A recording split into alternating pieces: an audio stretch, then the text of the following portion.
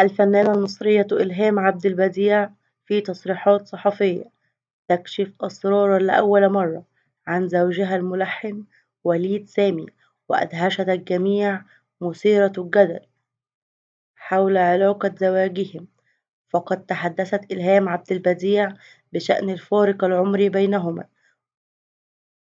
في حوارها مع الإعلامية رغدة شلهوب في برنامج نص الكلام خلال الساعات الماضية، وقالت: فرق السن 8 سنوات كانت خطوة مرعبة، لم أشعر بفرق، وصدمت لفترة عندما عرفت،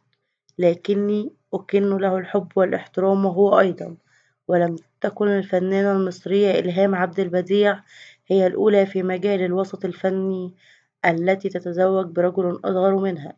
فقد سبقها فنانات كثيرات من أجل مصالح مشتركة